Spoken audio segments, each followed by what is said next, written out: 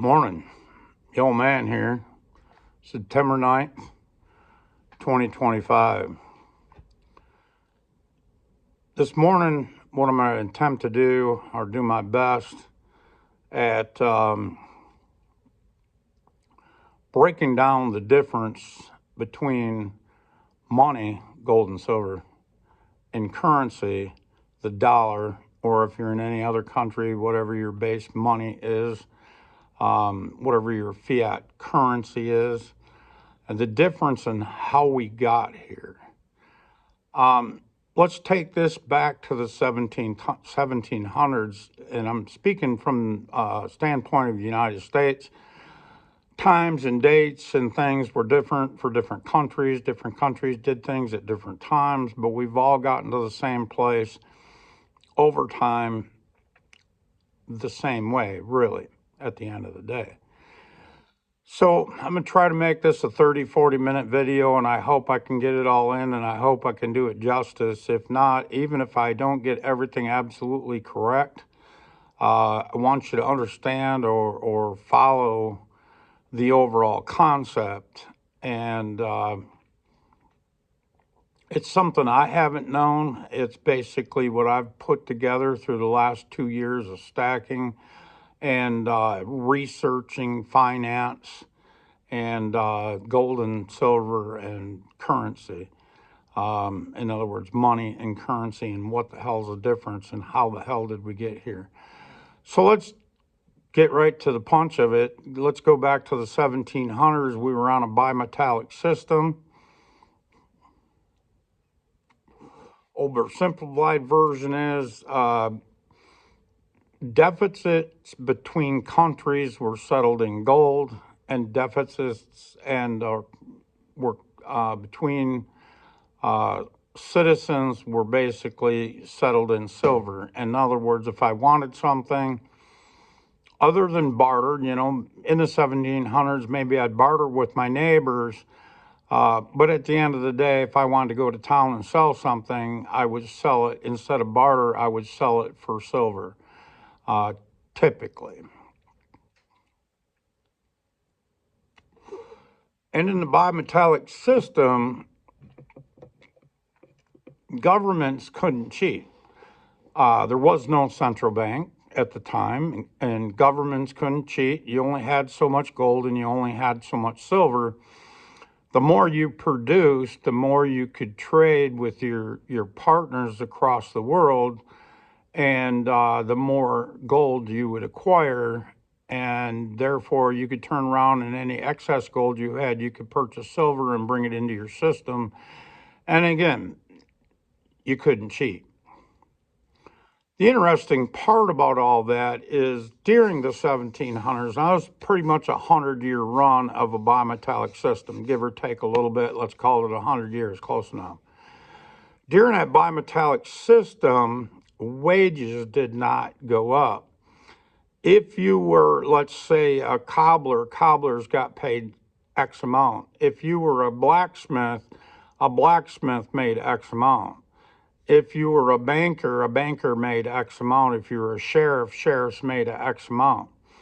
You did not need to make more over time because the constant was the value of your gold or silver. And for the most part, we're talking about silver when it comes to trading amongst citizens. And again, I'm mostly talking about the United States, but I think you'd find this to be very true across the world to some degree. But at any rate, wages didn't need to go up because you were not being fleeced. There was not a fiat currency that could be inflated. And so therefore, your wage, whatever you chose or whatever your capability was in this world, you got paid accordingly. And your wages for 100 years basically did not go up. And you might think, well, God, that would kind of suck. I started out life as a cobbler or a shoe repairman, and I worked for 40 years and I got paid exactly the same amount at day one as I did 40 years later. That would kind of suck. Well, in the system we got today, God, yeah, it would suck. But in the system back then, it did not. It actually, because over those 100 years, product fell in price by 40% because of innovation. As we made things better and faster and easier to produce, everything you bought became cheaper.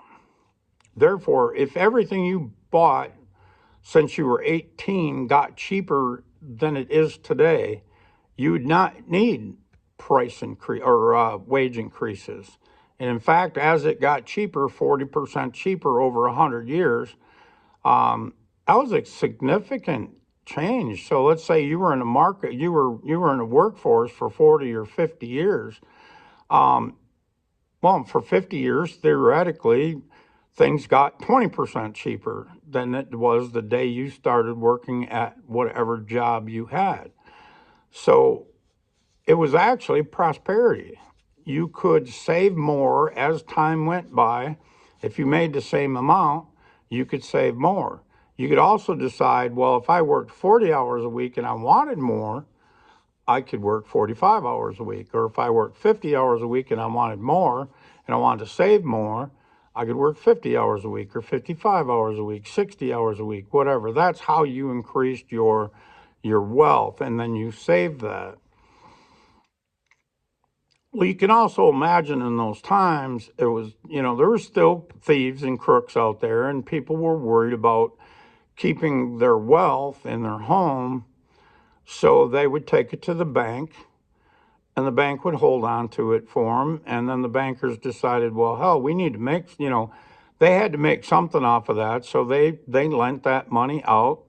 And I would say if they could, let's say, lend 20% out and keep the rest in the bank, that should have more than paid the bills by when you were loaning it out. And then also by doing that kind of loan system, as long as it wasn't a fractional loan system like it is today, there would never really be a bank run, because if you had 80% of the silver on hand that was deposited, there's no way more than 80% of the people would come and ask for their money all at once. So that would be a good banking system.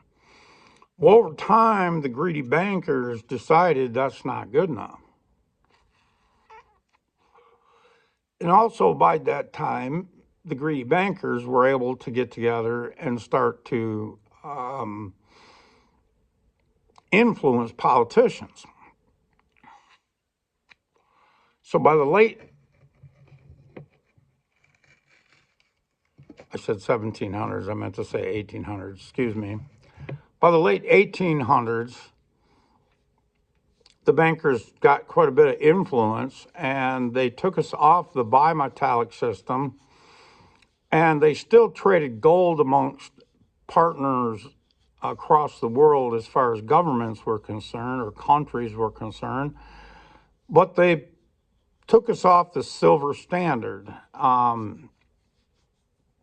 The problem with that is, even though they couldn't print more silver, the debt amongst the citizens started to change, and at some point, we got the paper dollar, and at that point, they could inflate the paper dollar. Excuse me, and start to fleece the citizens. And that started across the world. The United States wasn't the first one to do it. We just followed suit, the politicians and the bankers. And you got to figure out which one's the tail and which one's the dog. It doesn't matter. It's one or the other. Either the bankers are running the world or the governments are running the world. I'd say the bankers are running the world and the politicians are paid off, but whatever. It doesn't matter. You can argue in either direction. It doesn't matter which one's leading and which one's following. The fact of the matter is, because of it, we're all being fleeced. And so at some point, 1913, they decided to have central banks. And the idea of central banks was to bring stability to the markets. Well, it was a cure for something they caused. Doesn't make sense, right? It just another line of bullshit. In other words, more efficiently fleece you is what it was all about. That's what central banks are all about, is centralized fleecing. And what I mean by that is you could imagine thousands of people across the country making decisions every day that was the market. And when all of this is centralized by the central bank, all of those thousands of decisions that were made every day, instead of you leading your own life and setting the markets, the central banks were setting the markets. And so that leaves you with about 10, 12, 13, 14 people running the markets of the United States.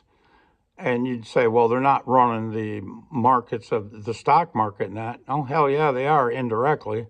If they can control the money and make the rules, they can control everything, right down to the media.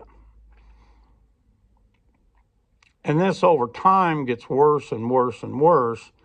But even in the beginning, you could see how faulty the idea was. And it was to bring you stability is the way they sold it, so markets wouldn't crash and whatever else. And but the problem was what they actually did was bring you, so the central bank was brought in 1913. Here we're involved in World War I by 1918. 5 years later, and if you don't think that wasn't a banker war, in fact, every war is a banker's war. That brought us in and into World War I. You can bet the majority of the United States citizens did not want to be there. However, being sold to you under patriotism or whatever, we got involved,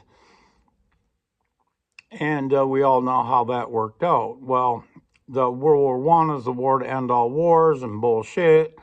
So, and then after that, we get to the Roaring Twenties. Well, again, the Roaring Twenties was brought to you much like the 2020s was brought to you by central banks and printing.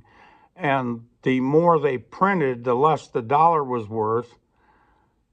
And the more people had to speculate, therefore driving stock markets and every market up, housing markets, stock markets, and whatever else, until it crashed in the late 1920s.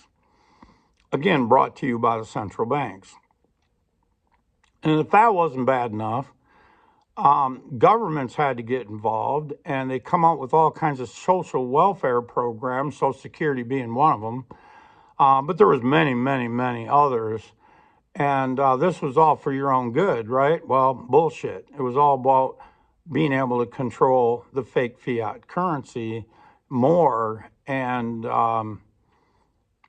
getting you to pay into the system. And you thought it was, the right thing to do.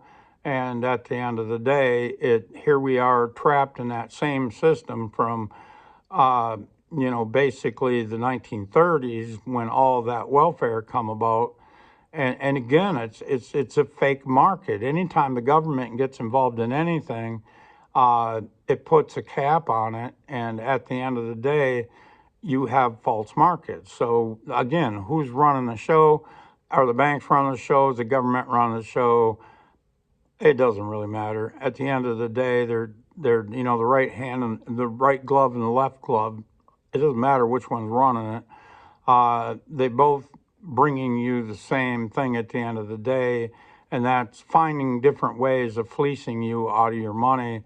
And it's the confusion of, it's just like I get many guys in here that will say, especially older guys, my age and older, saying, well, I can remember when I could buy that gun for, $150. And now it's $1,000. What the hell's going on? Why are those guns worth so much money? Gun ain't worth no more than it ever was.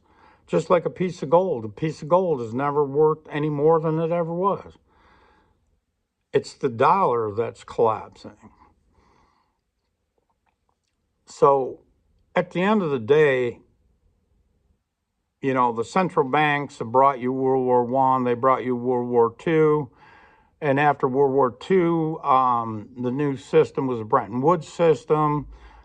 We had most of the gold here in the States from most countries because after the invasion of Germany, most of the gold got shipped over here so that it was safe. There was no real good way of getting to that gold, and so basically the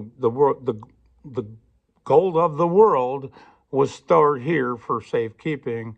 And then those folks across the world were convinced that now that we got all the dollar is good as gold, and let's just keep trading in dollars, and we'll hold on to your gold for you, no big deal.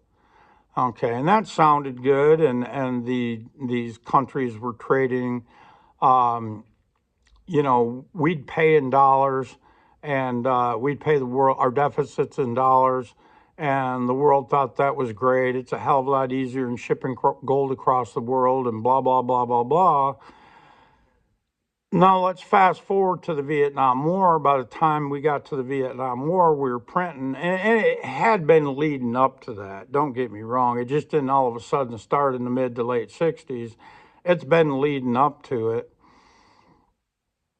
In fact, the money was inflated so much that by 1965, 64 was the last year we made silver coinage. And after that, 1965 and beyond basically went to a copper clad coins because silver had become worth more than the face value of of our coinage. In other words, and that's only um, because we were printing so much that it outpaced or outran itself. And silver coins across the country, and actually I believe across the world, were being melted down because they had more melt value than they did face value. And to front run that, governments across the world, and you'll see that they all did it about the same time, not exactly the same time, but about the same time of the mid 60s. Um, they they had stopped the silver coinage and went to a copper clad coinage where the coin was worth less than face value. Therefore, the melt had stopped, um, you know, for currency. But that also brought you a totally fake fiat currency at that point. There was no longer any silver, no longer any gold in the system. Other countries were accepting dollars. Um, Citizens were accepting for payment of wages. They were accepting a fake currency, whether that be paper or at that time or coinage. It was all fake at that point. And come the late 60s, and I'm kind of bringing this up to date as quickly as I can. In the late 60s, government started to figure it out. With us getting into the Vietnam War, we printed more and more money, and come to find out, we printed so much money that the gold was no longer as good as the dollar. And they started demanding, in fact, I think it was France that sent warships over saying, hey, we want gold. Here's a ship full of fake fiat dollars, and we want our gold. And basically, Nixon and they got it for the most part in the beginning. But by the time you get to Nixon, the pressure was on so hard, and it was pretty damn obvious that before long we would be completely out of gold. So Nixon took us off the gold standard as far as the world was concerned. In other words, our trading partners no longer got gold or could trade gold for fake fiat dollars. And at that point, things really started to fall apart. And Kissinger actually made a deal with Saudi Arabia that they would price their oil in dollars. And that's what's kept us on this fake fiat system all this time. They call it the petrodollar. In other words, we created fake demand for our dollars and or our bonds by making all purchases of oil, at least from Saudi Arabia, had to be made in dollars. And so there we propped up the dollar and the bond for another 50 years. And now that is coming to an end. So many times they'll say that, this time's different. And the experts will, they poo-hoo it and they say, no, it's not different. It's the same old shit. Well, in a way, it's the same, but it is really different this time. So after we were taken off the gold standard, completely off the gold standard by Nixon, everything was fake fiat currency. And they've done nothing but print in the meantime, one way or another, no matter what they called it, from quantitative easing to this and that and the other. At the end of the day, it all amounts to putting more money in the system, propping the system up. In every crisis, they keep having to print more money than the crisis before. And each time, not only that, but each time there's a crisis, the next crisis is less farther down the road than it was before. Maybe one crisis and they prop it up and we're good for 10, 20 years. And then the next crisis, we spend twice as much, or they print twice as much money, and it only lasts 10 years. And the next crisis, they print, and this is where I'm getting to, and this is almost exactly where we're at today. The last crisis, well, let's go back to 2008. From 2008 to 2019, 10 years, right?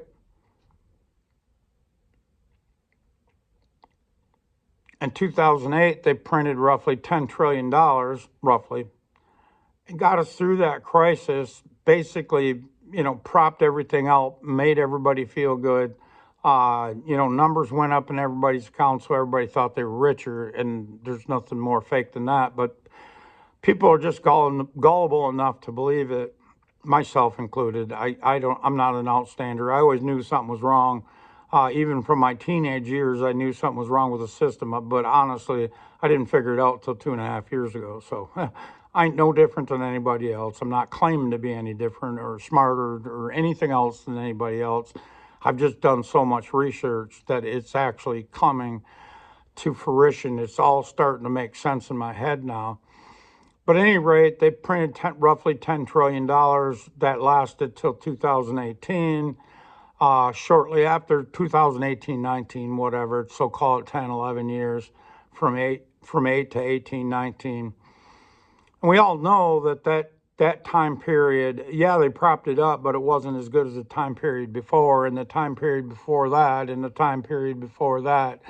We just consistently get worse. They spend more money, it lasts less long, and it's worse than the last time. The system, waiting for the system to blow up the next time is worse situational wise.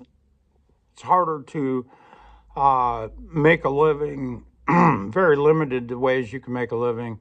And people tend to speculate during those times when it's hard to make ends meet, write down the lottery tickets. And that's why lottery tickets are so popular with people, especially on the bottom end of the run, where, if you're in true poverty, your only hope is to spend $1 and win the lottery.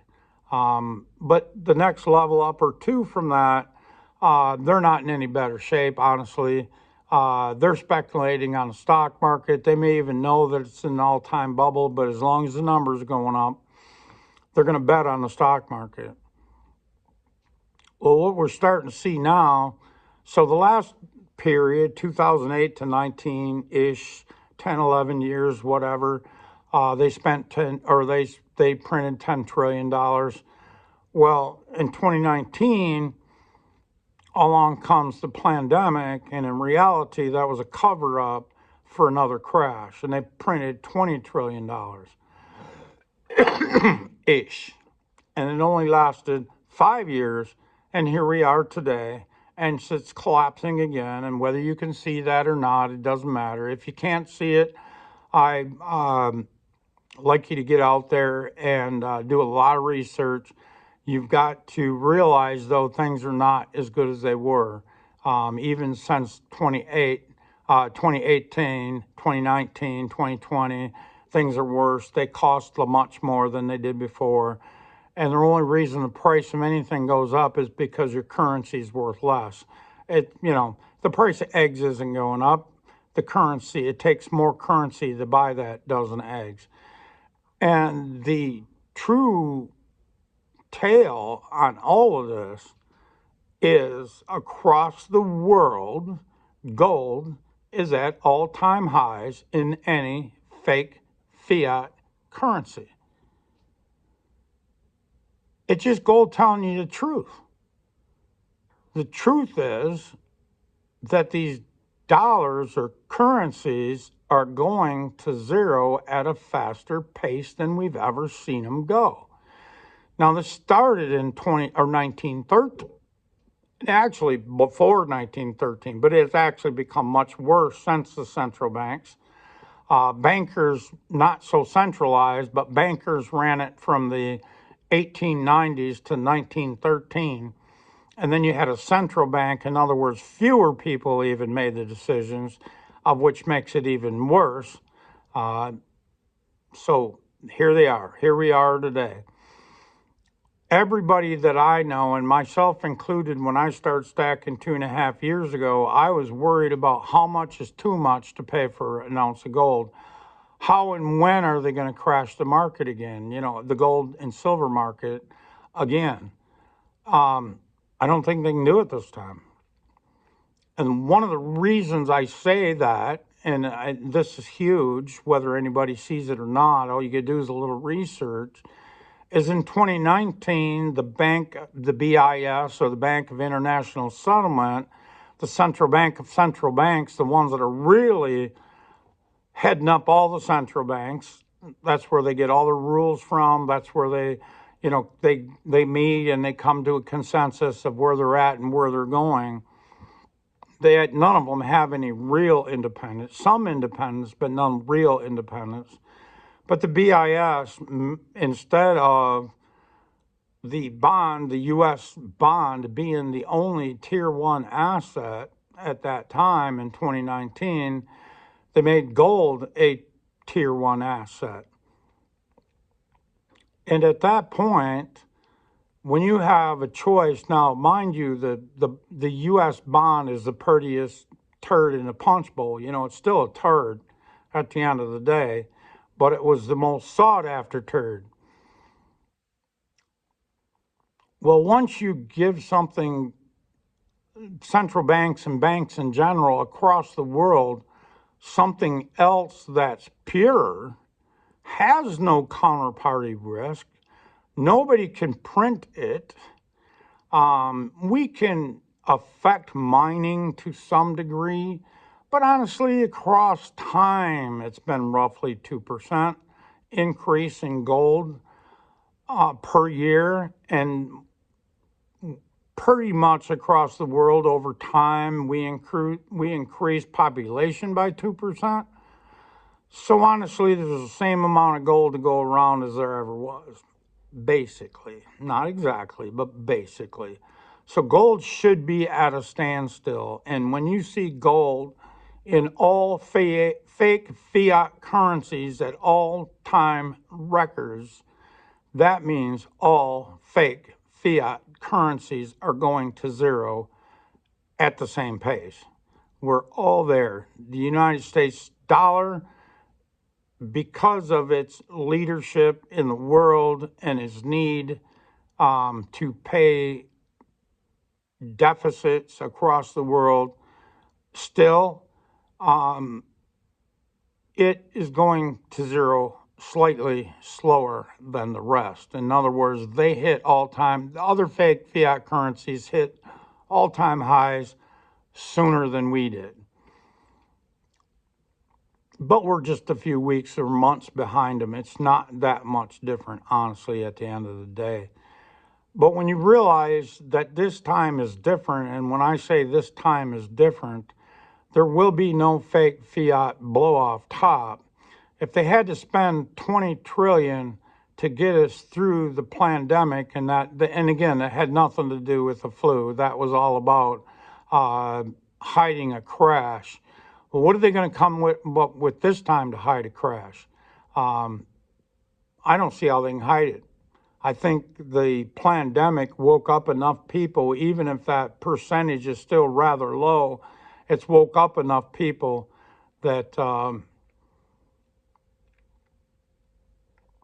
that they're it's really making a difference. And these institutions, besides the banks and besides the central banks and the banks and large family practices where they've got a lot of big family money invested, they're waking up to the fact that, oh my God, if the central banks no longer trust the fake fiat currency bond, then maybe we shouldn't either. And so everybody's not de-dollarizing at once. What they're doing is rebalancing their portfolio, where not too long ago, central banks would have very little gold. They always had some gold, but very little gold, because it was a tier 3 asset, which doesn't count as much on your balance sheet as the bond did. But now that they're both tier 1 assets, they are de-dollarizing or balancing their portfolio by having more gold than they ever did or have had in many, many years. You could say, let's say 100 years, these central banks, since they were first developed, they've got more gold now than they ever did, or since then. Okay, so as this goes, I have gone, as you know, and the beauty of it is for yourself, you have no rules to live by, really. I mean, as far as finances are concerned, you can do whatever the hell you want, at least in this country. And in the other countries so far, until your countries become more totalitarian, and that will come in most countries. I believe Trump is at the head of this helm for a reason, and we're not going to see the tyranny that the rest of the world's going to see. Now, I could be wrong, and I'm prepping both ways, uh, prepping just in case I'm wrong. So the thing is, you as an individual may say, well, what can I do as an individual to make a difference? Well, if nothing else, you can make a difference in your own world, basically making the rest of your life, if nothing else, slightly better than it would be if you did nothing. And I believe that's to also de-dollarize, rebalance your portfolio. Now, I'll tell you, I'm all in on gold and silver. Now, do I have through the gun shop? I know you guys, or most of you guys that have been around a little while, you know I own a gun shop. And yeah, I've got a lot of inventory, but most of that inventory, dollar wise or value wise, let's say value wise, not dollar wise, but value wise, a lot of that inventory is guns.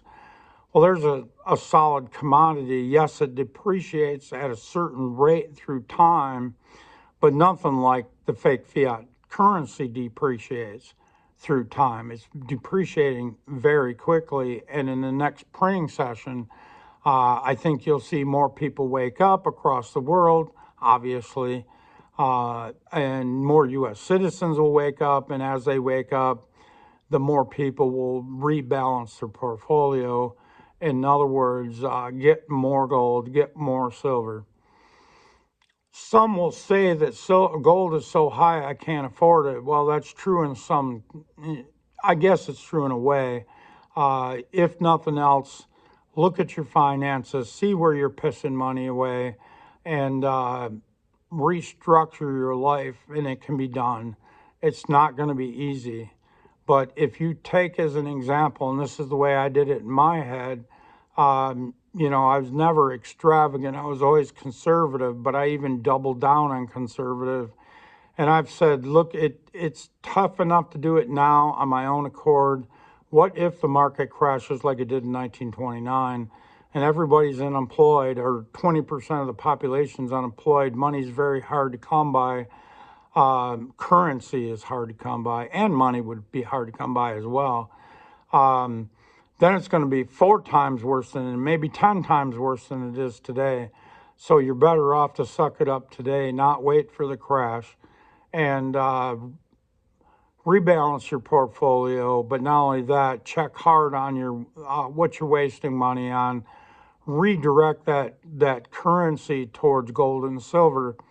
And most of us, that's going to be silver. Silver's it's a better entry level, if you will, but be careful of not paying high premiums. I was at the LCS the other day. I seen some 10-ounce silver in his counter. Of course, he doesn't have it priced. You got to ask him how much it is. And I looked at it. I thought, well, that's cool, but God, I'll bet you that's expensive. But I probably wasn't going to say anything. I was there buying constitutional silver, and I was buying that below spot. And then there was a young fellow there behind me, and I kind of let them, the other guy was waiting on him, and I thought I heard him ask how much that 10th-ounce silver was. And by God, I thought I heard him say $6 for a 10th ounce. And I'm thinking, oh, wow, that's $60 an ounce. That's a lot of premium when silver was, let's say, 41 that day. That $19 premium on an ounce of silver when $41 is your is spot. And it's like, oh my God, ouch, that hurts. And that same kid could have had the opportunity to dig out of the same constitutional bucket I was. There's more than enough for all of us.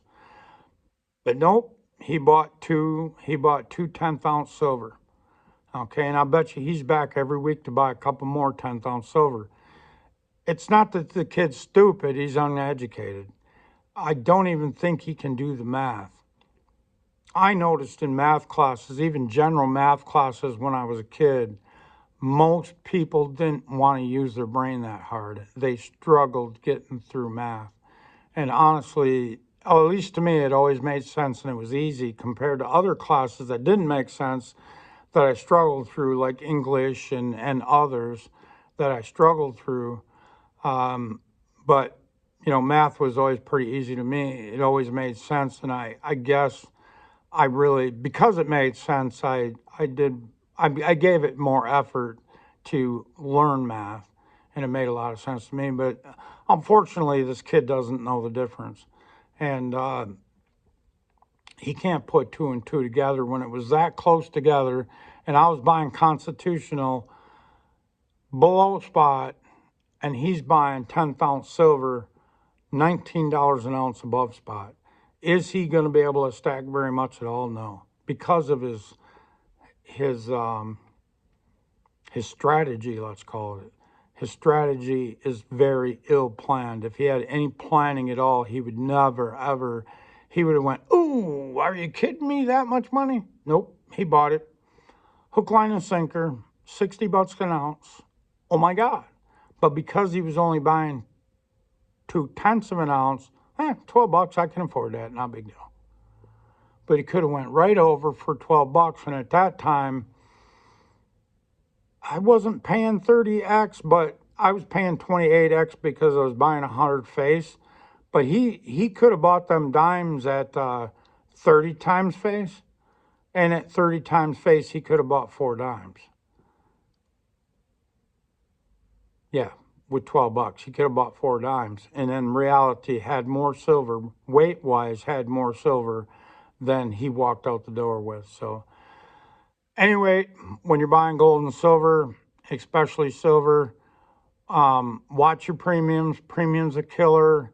As soon as the generalist of the market, the consumer, gets on the gravy train, and that day's coming. Not exactly sure when. I think the closer we get to 50, the more fear of missing out we're going to find, the more the good general consumer is going to come in, and general consumer, again, because they're uneducated and don't have a strategy, don't have a plan, are going to way overpay. And for those of us that do have a stacking plan and strategy, we're going to pay more premiums and more spot price, but we're going to have to pay more premiums because they're going to drive the market up. But with all of that being said, if you understand the premiums and you understand at the time that you're buying what has the least premium, right now it's constitutional, but that will change as soon as the general consumer comes into play. They're going to want constitutional, and it's always had a big demand. When things are high and going fast, constitutional is going to be, besides this American Silver Eagle is going to have the highest premium. The next one right behind it will be constitutional silver because everybody thinks they have to have it. When in reality, if where I stand is if the premium's low, that's what I need. Okay, I don't care what it is, whatever the lowest premium is. And in fact, at times when things were stupid and people were paying way too much premiums, and that day is coming again, I was buying sterling silver because I was paying zero premium. That allowed me to stack more silver. That's what it's all about. It's a weight game. You want to put on as much weight as you can. It's the opposite of any diet you've ever been on. In this case, you want to put on as much weight as you can.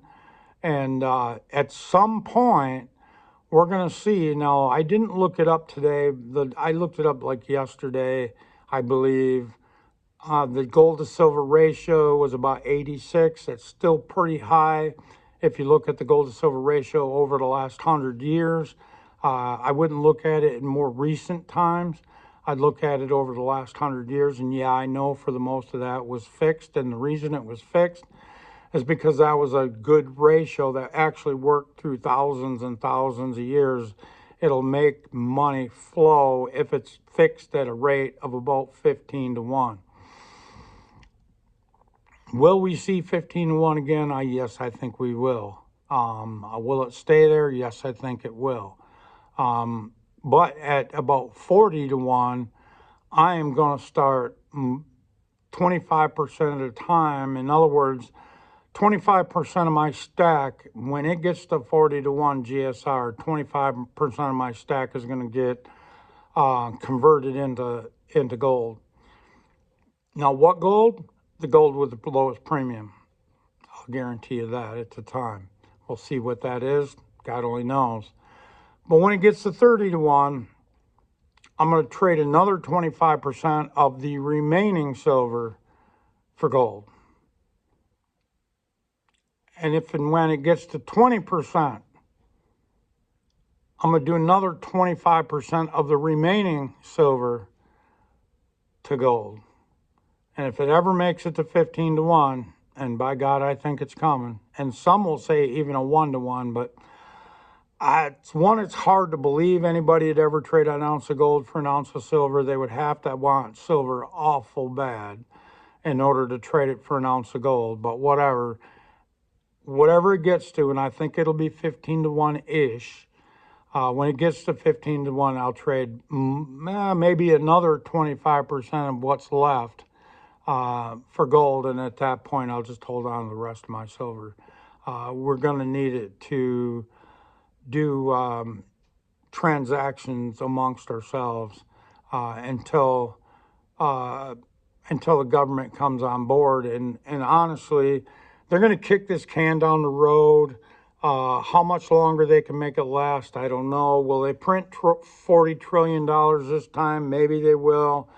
If they print another $40 trillion to last 2.5 years, because that's a trajectory, if they do that, we're well on our way to hyperinflation at that point. By that time, the majority of the people are awake and they're converting from the dollar across the world. At that point, they would convert their dollars to gold and silver and their whatever fake fiat currency they're holding on to, and they'll sell everything that's not nailed down and buy gold and silver at that point if they ever print another $40 trillion. And that's what it's going to take. It ain't going to take $20 trillion this time. It's going to take $40 trillion this time. Last time they printed 20, it bought them 5 more years. This time they're going to have to print 40 to get them 2.5 years. It's just the math. It's the way it is. I suggest you de-dollarize now the best you can. Cut expenses wherever you can. Buy silver whenever you can. Buy at the lowest premium possible. And if you want to know what I'm finding to be the lowest premium at this time, all you got to do is ask. And I'll tell you at the moment, it's constitutional. I can buy that below spot where I can't even at this time, I cannot buy sterling below spot. I can buy sterling at spot. Well, that doesn't make sense. I'm going to buy constitutional, which is fractional silver, below spot until I can't. And I think that day's coming pretty quick. I'm already seeing spot go up on that, or I mean, prices on constitutional. I think you'll see that shortly within the next week or two, maybe, as things start to move. I think you'll see constitutional at least get to spot, and you may not even be able to buy it for spot anymore after this coming week. We'll see. And at some point at the premium, and I think that's going to be over the next few weeks, as the premiums start to get higher and higher, I will split the difference between buying sterling and buying constitutional until the premiums just get way too high. And when you get to a couple bucks an ounce even, it's way too high, because I'll still be able to buy sterling at spot, whatever spot is at that time. I realize spot is also going to be going up, but on everything else, constitutional, even silver rounds, not only is spot going to go up, but premiums are going to go up. And as time goes by, I think even by the end of the year, you'll see some really, what I would consider today, really high prices on silver. But I think what you're really going to see is high premiums on silver by the end of the year. And if that's the case, high prices or high spot and high premiums. And at that time, if I'm still buying sterling, of which I think I'll have to be, you'll see that sterling will still be at spot, because honestly, nobody's thinking about stacking sterling. They're going to go from constitutional. If the premium gets too high, they go right to silver rounds, and they're still paying too much premium, and they don't even realize it. But I'm here to help you out. I've been doing this for a while. Buy constitutional as long as you can, and then from there. I think we'll go to sterling or 925 silver. In a future video, I'll cover, and it's really super easy. Maybe even my next video, I'll cover how to figure out the premiums the spot price on sterling. Super easy. Although I'm long in the tooth on this one, I'm going to call it good. I think I pretty much got my point across. At least I hope I did. If you got any questions, holler. But if you like what I'm saying here, please take the moment before you check out and hit the like button. That's going to push this out to more people. I noticed my last couple videos are really starting to get out there. I think part of that's because of you guys hitting the likes, but also a comment, any comment, doesn't matter. A thumbs up, hey, I made it 48 minutes is fine, or a comment. That also helps push the algorithms, push it out in the algorithms to other people. Again, I appreciate it. Like and subscribe and share if you will. Please leave a comment, even if it's just a thumbs up. That's cool. Thanks a lot, guys. Appreciate it. Have a great day. Keep stacking. Bye.